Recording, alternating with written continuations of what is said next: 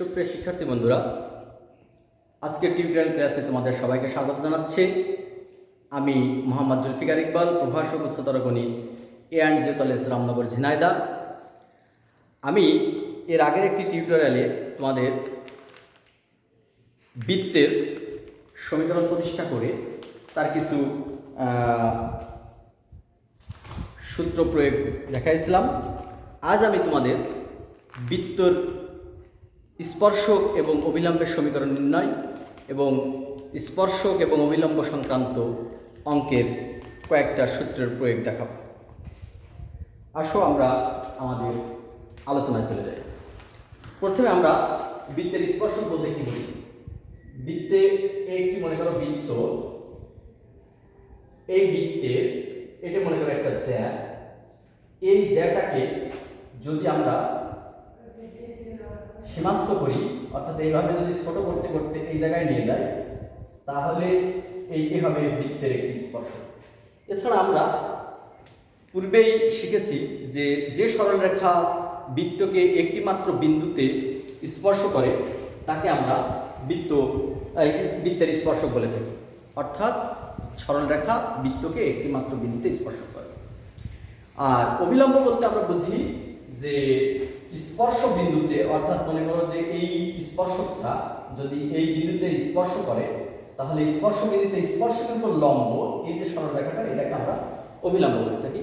প্রথমে আমি তোমাদের বৃত্তের সমীকরণে স্পর্শক সমীকরণ কিভাবে নির্ণয় করা যায় সেটা শেখাবো। পরবর্তীতে অবিলম্ব নিয়ে আলোচনা করব। আসো আমরা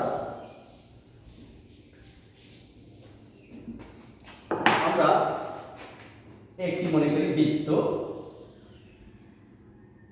ধরি, বৃত্তের সমীকরণ ধরি, বৃত্তের সমীকরণ x² y² + 2gx + 2fy + c = 0। এটা আমরা এক নম্বর, অর্থাৎ এই বৃত্তটার সমীকরণ আমরা ধরে নিই। তাহলে বৃত্তটির কেন্দ্র যদি আমরা সি ধরি, তাহলে কেন্দ্র সি কি হবে -g - a। তারপর বৃত্তের উপর একটি বিন্দু মনে করি পি ধরি, বৃত্তের উপর একটি বিন্দু, বৃত্তের উপর একটি বিন্দু Px1 y1। এই পি বিন্দুতে আমরা পিটি একটি স্পর্শক ধরলাম, আমরা পিসি যোগ করে দিলাম। তাহলে যেহেতু এই পি বিন্দুর স্থানাঙ্ক x1 y1, তাই পিটি স্পর্শকের সমীকরণ হবে y - y1 = m ব্র্যাকেটে x - x1। এখানে m ঢাল,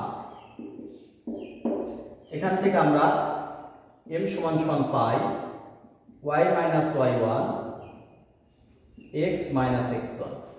এটি আমরা 2 নাম্বার দিয়ে রাখলাম।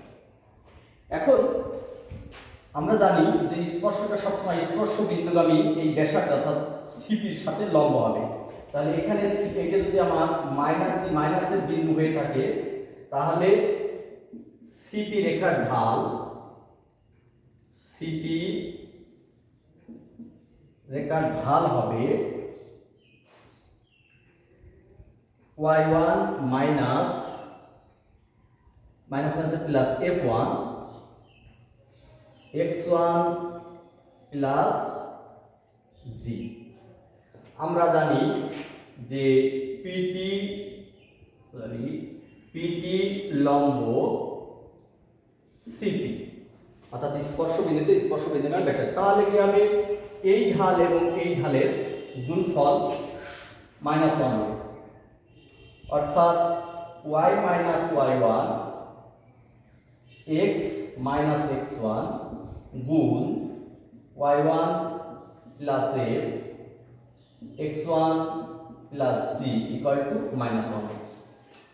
এখান থেকে আমরা বজ্র গুণন পদ্ধতি প্রয়োগ করে একটি সমীকরণ বের করি, অর্থাৎ x minus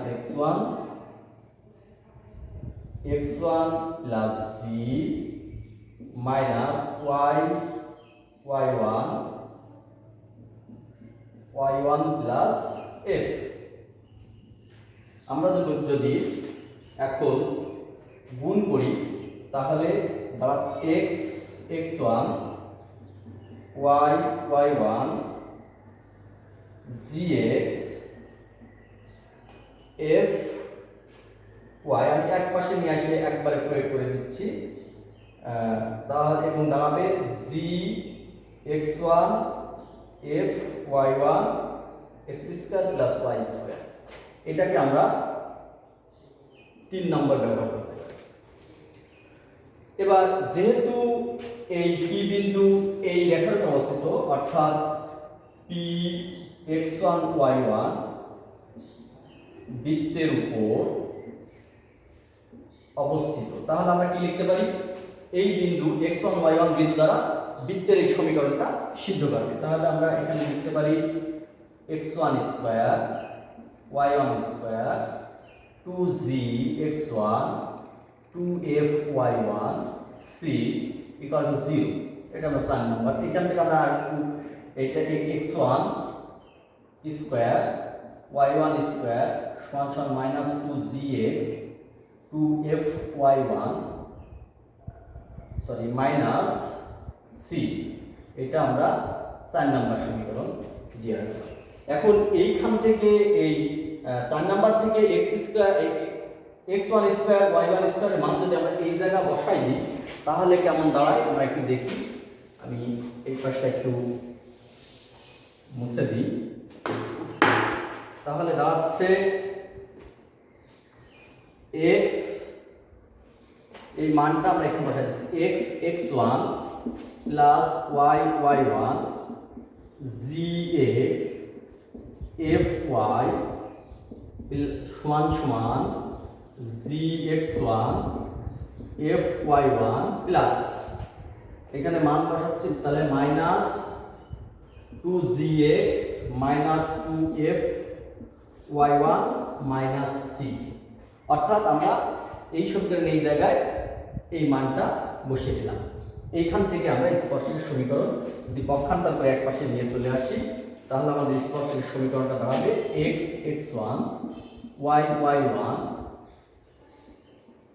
gx plus x1 f y plus y1 plus c equal to 0।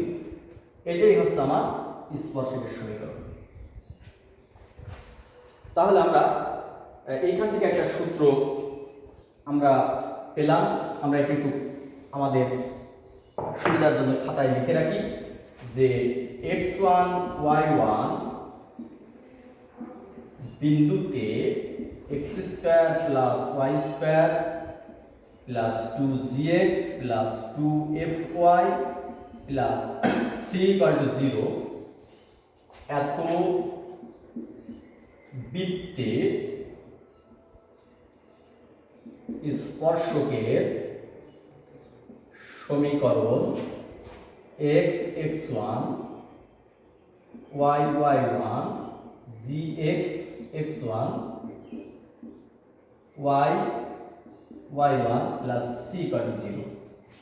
তাহলে এটাই মূলত আমরা এখান থেকে একটা সূত্র পেয়ে যাই। তাহলে আমি এবার একটু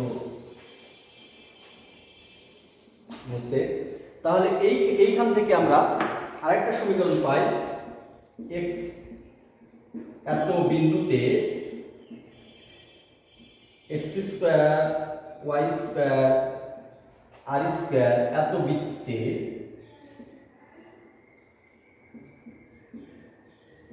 স্পর্শকের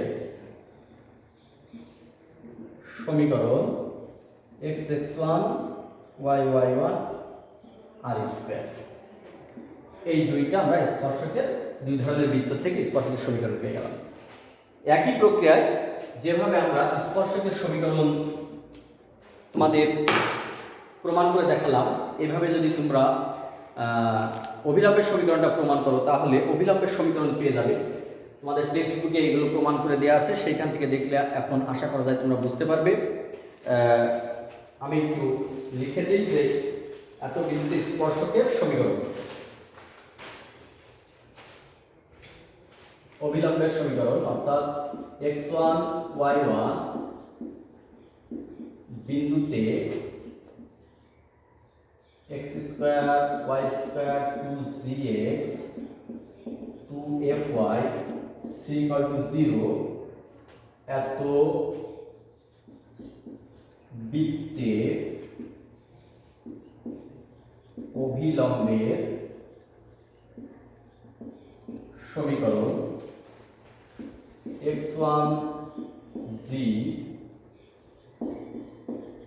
y1 plus f fx1 gy1 এটি আমরা সূত্র আকারে লিখে রাখতে পারি। শিক্ষার্থীরা, তোমরা আশা করি এই অভিলম্বের সমীকরণটা প্রমাণ করে নিতে পারবে।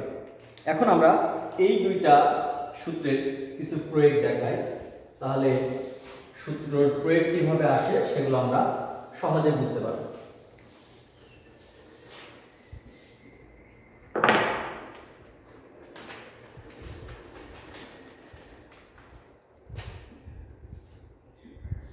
আমরা একটি সমস্যা নির্ধারণ করি।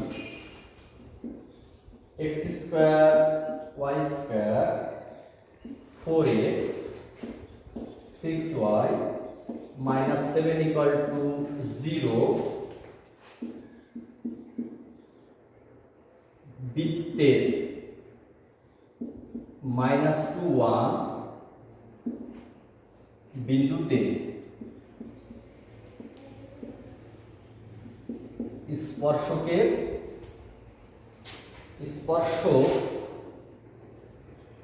ও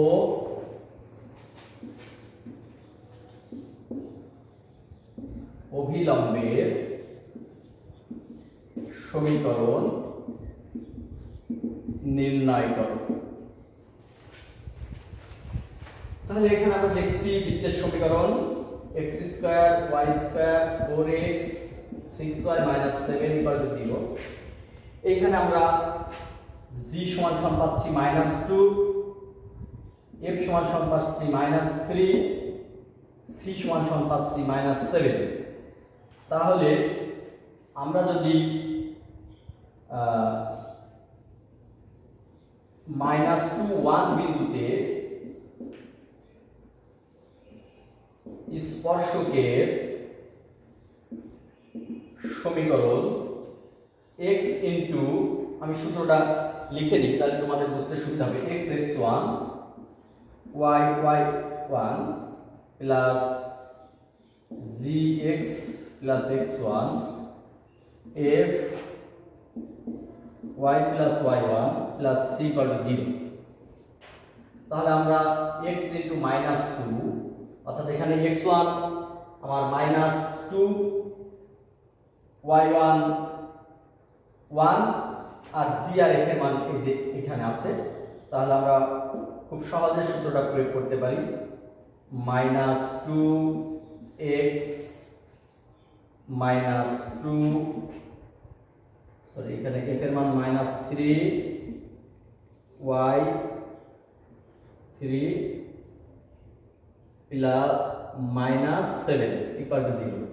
এখন যদি আমরা এটা গুণ করে সূত্র প্রয়োগ করি তাহলে খুব সহজে পেয়ে যাব x plus y plus 3 equal to 0। এভাবে আমরা খুব সহজে এই সূত্রের প্রয়োগের মাধ্যমে স্পর্শের সমীকরণ আমরা নির্ণয় করতে পারি। অভিলম্বের সমীকরণ একইভাবে আমরা অভিলম্বের সমীকরণ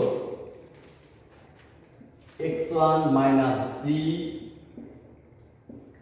into y minus y1 minus plus f into x fx1 minus gy1 equal to 0। এখন আমরা এইখানে অভিলম্বের এই সূত্রের প্রয়োগে x1 মাইনাস 2 y1 1 আর g f এবং c এর মান এখানে প্রয়োগ করে খুব সহজে সমীকরণটা পেয়ে যাব।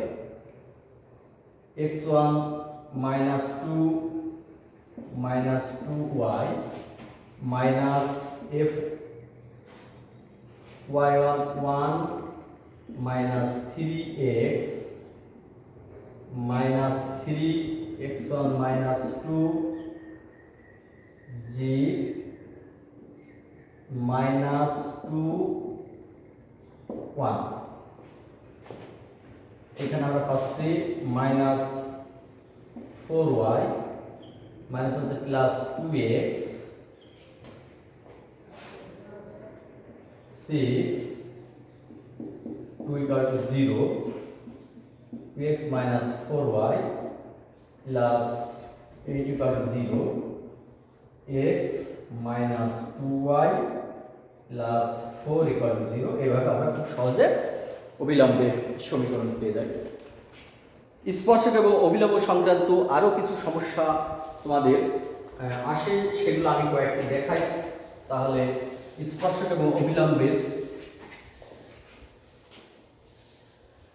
সমস্যা আশা করি তোমরা মোটামুটি এই ক্লাসের মাধ্যমে বুঝতে পারবে। আমরা প্রথমে একটু তোমাদের দেখাই যে এইটা যদি একটি বৃত্ত হয়ে থাকে,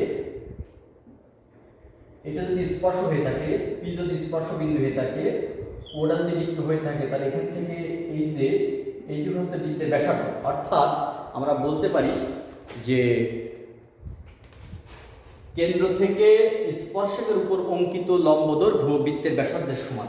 আমরা এটি পয়েন্ট আকারে একটু লিখে নিতে পারি যে বৃত্তের কেন্দ্র থেকে স্পর্শকের উপর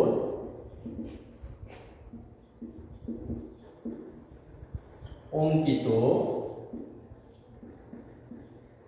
লম্ব দৈর্ঘ্য বৃত্তের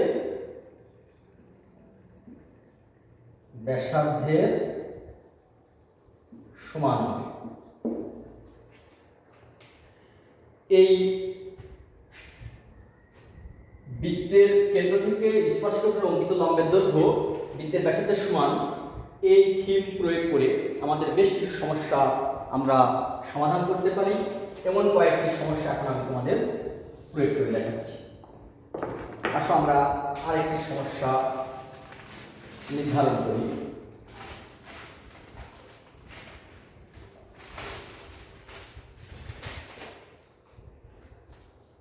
ওয়ান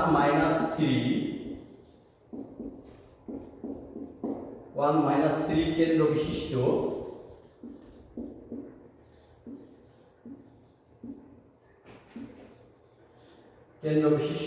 একটি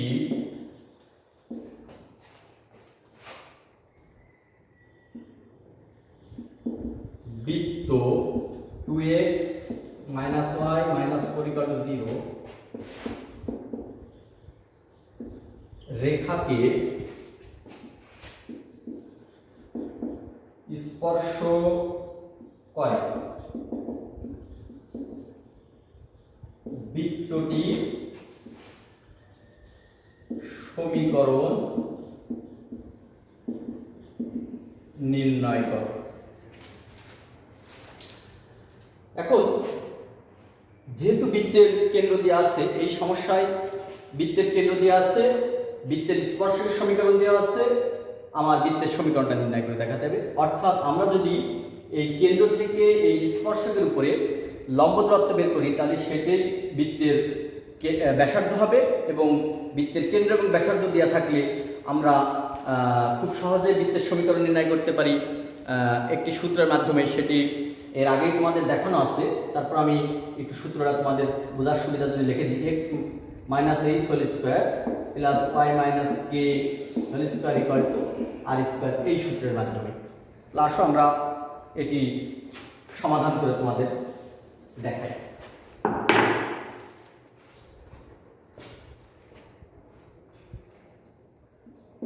কেন্দ্র থেকে স্পর্শকের উপর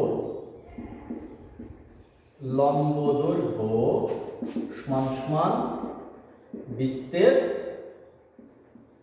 ব্যাসার্ধ, আমরা ব্র্যাকেটে আর ধরে নিই। তাহলে আমরা আর সমান সমান কি লিখতে পারি, এই বিন্দু থেকে এই রেখার দূরত্ব, অর্থাৎ 2 × 1 -3 4 নিচে √2² -1² পরমান, অর্থাৎ এই বিন্দু থেকে এই স্পর্শকের আমরা লম্ব দূরত্ব বের করছি এবং এইটাই ব্যাসার্ধের সমান হবে। তাহলে এটা আমরা প্রয়োগ করি, 2 3 4 নিচে √,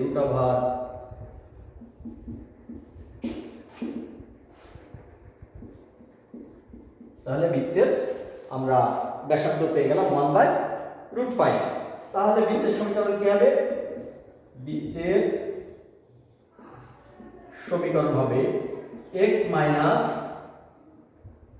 1 তার whole square plus y plus 3 তার হোল স্কয়ার ইকুয়াল টু ব্যাসার্ধের স্কয়ার। এখন এটি আমরা সূত্র প্রয়োগে সমীকরণটা ডেভেলপ করতে পারি, অর্থাৎ x² - 2x + 1 y²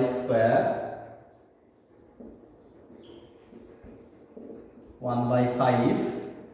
এখন আর গুণ করে আমরা যদি এক পাশে নিয়ে আসি তাহলে বৃত্তের সমীকরণ 5x² 10x 5y² y 45 - 1 = 0। তাহলে দাঁড়াচ্ছে 5x² 5y² 10x 30y 49 = 0। তাহলে খুব সহজে আমরা বৃত্তের সমীকরণ নির্ণয় করে ফেললাম।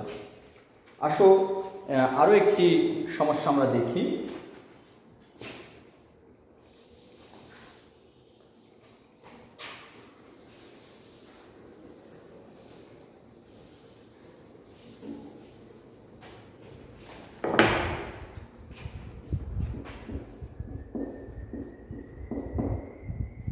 x² y²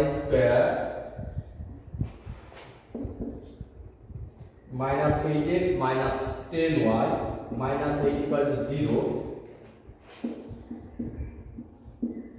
বৃত্তে অঙ্কিত স্পর্শক 5x - 12y -9 = 0 এত রেখার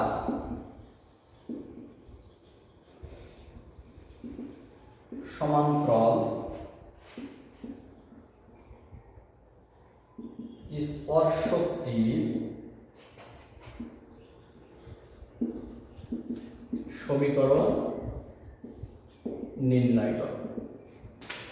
অর্থাৎ বৃত্তের সমীকরণ এখন আমার দেওয়া আছে, স্পর্শক সমীকরণ আমার নির্ণয় করা লাগবে, শর্ত দেওয়া আছে যা এই রেখার সমান্তরাল। তাহলে আমরা প্রথমে বৃত্তটির কেন্দ্র বের করি। বৃত্তের সমীকরণ x²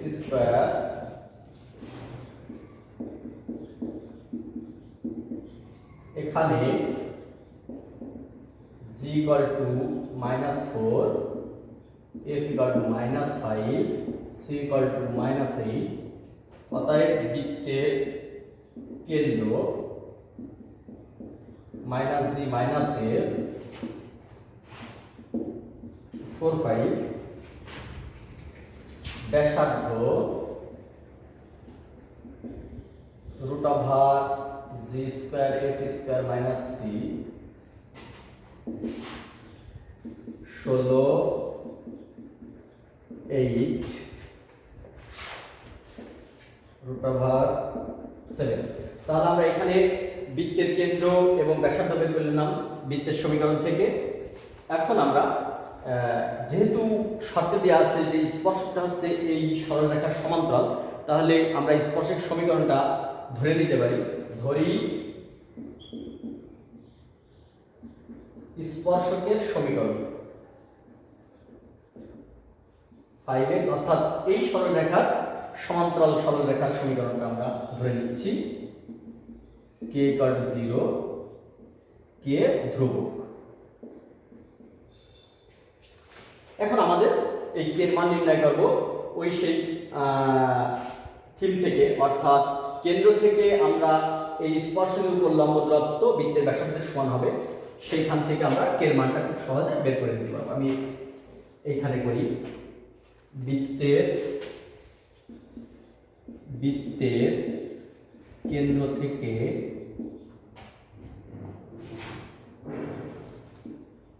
স্পর্শকের উপর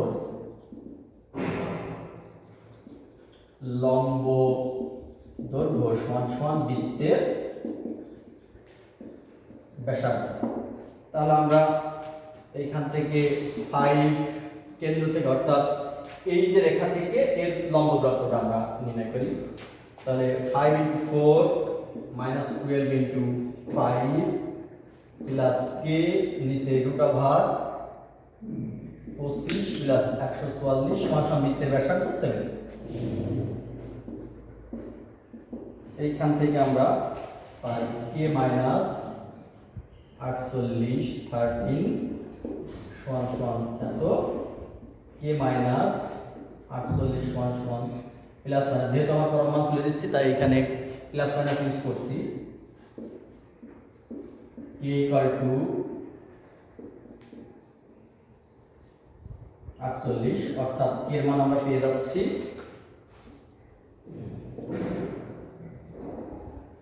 এখন এই k এর মান আমরা 1 নম্বরে বসাই দিলেই আমরা স্পর্শকের সমীকরণ পেয়ে যাব। তাহলে আমরা এখানে লিখতে পারি k এর মান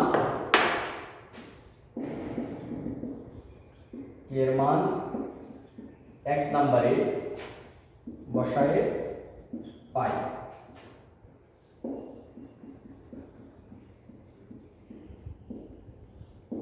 0 এবং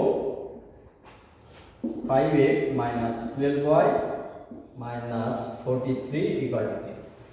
খুব সহজ। আমরা এইভাবে আমাদের বিভিন্ন ধরনের সমস্যা তোমাদের দিয়ে থাকে। এটা যেমন সমান্তরাল বলে দিয়ে আছে কন্ডিশন, এখানে অনেক সময় লম্বরেখা বলে থাকে, এছাড়া বিভিন্ন ধরনের কন্ডিশন দিয়ে থাকে। যাই হোক, বিষয়টা হচ্ছে যে এখানে যে সরলরেখার কন্ডিশন যেভাবে দেবে আমরা সেখান থেকে স্পর্শকের সমীকরণটা বের করব, তারপরে আমরা এই ছোট্ট থিমের মাধ্যমে এখান থেকে k এর মান বের করে খুব সহজে আমরা স্পর্শকের সমীকরণ নির্ণয় করতে পারব।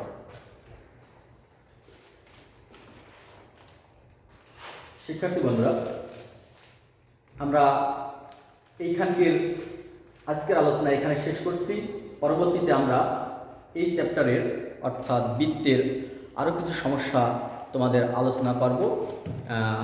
সবাই ভালো থাকো, সুস্থ থাকো, ধন্যবাদ।